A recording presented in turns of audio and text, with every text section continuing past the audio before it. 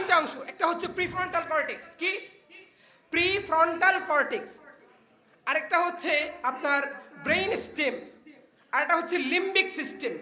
এই যখন মানুষ দেখলো যে টাকা দেওয়া হয় ফেসবুক থেকে, ইউটিউব থেকে, তখন তারা নিজেদের ব্যক্তিত্বকে বিলীন করে দিয়ে তারা এই সোশ্যাল মিডিয়ার পিছনে, এই সেলিব্রিটিজমের পিছনে তারা ছুটে গেল।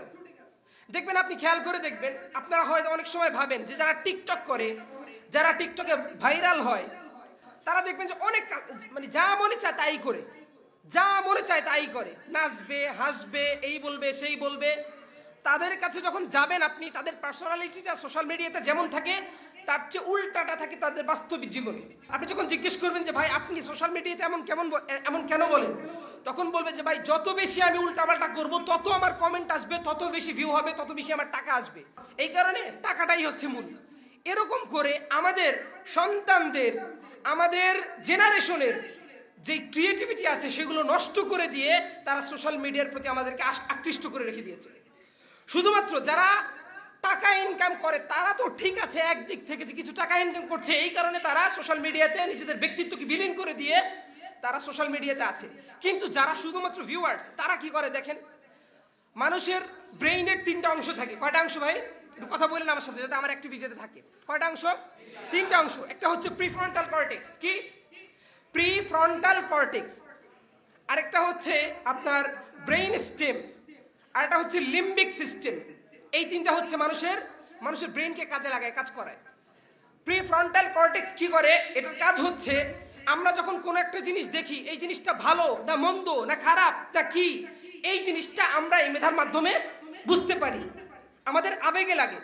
যেমন ধরেন, সংক্ষেপে বুঝাই, 2 থেকে 4 বছর আগে যখন আমাদের সোশ্যাল মিডিয়াতে আমাদের আসক্তি কম ছিল, তখন আমরা যখন ফিলিস্তিনে কোন একটা হামলা হয়েছে, এই খবরটা যখন আমরা পাইতাম, ফিলিস্তিনের একটা ভাইয়ের বোমা হামলায় কসফে ইসরায়েলের মাধ্যমে তাদের পা কেটে গেছে, এই জিনিসটা যখন দেখতাম, তখন আমাদের মাথায় মারাত্মক একটা চাপ খাইতো, আমরা খুব কষ্ট পাইতাম। এরপর যখন একটু পরে স্ক্রোল করতাম, এটা দেখলাম, কিছুক্ষণ ভাবলাম, এরপর আবার স্ক্রোল করলাম, স্ক্রোল করে গিয়ে দেখলাম আফগানিস্তানে আলহামদুলিল্লাহ বিজয় হয়েছে তারা। এটা একটা সুখের সংবাদ না? এই সুখের সংবাদটা আমরা পাইলাম, আলহামদুলিল্লাহ, খুব ভালো লাগলো। এরপরে আরেকটু স্ক্রোল করলাম, করার সাথে সাথে দেখলাম সুরিয়ায় আরেক জায়গায় বিমান হামলা হয়েছে, সুরিয়ার ওই জায়গায় কিছু মানুষ, কিছু মুসলমান মারা গেছে, আবার কষ্ট লাগলো। এই যে আমাদের বারবার মাল্টি সুইচিং হচ্ছে, আমাদের মেধাটা বারবার মাল্টি সুইচ হচ্ছে, মানে একবার ভালো, আবার পরের বার পুরো উল্টা খারাপ, আবার ভালো, আবার পরের বার পুরো উল্টা। এই যে আমাদের মেধার এই অংশটা, প্রিফ্রন্টাল কর্টেক্স, এই অংশটা যে বারবার সিগন্যাল দিচ্ছে, দিতে দিতে দিতে দিতে দুর্বল হয়ে গেছে। এটা কি হয়ে গেছে ভাই? দুর্বল হয়ে গেছে। এই দুর্বল হয়ে যাওয়ার কারণে আপনি দেখবেন, এখন যদি ফিলিস্তিনের কোনো পোস্ট আপনার সামনে আসে, ওই পোস্টটা দেখলে আপনার কত বেশি কষ্ট লাগবে না, যত বেশি কষ্ট লাগতো 4 বছর আগে। আমার কথা কি ঠিক আছে ভাই? কথা কি মিলতেছে?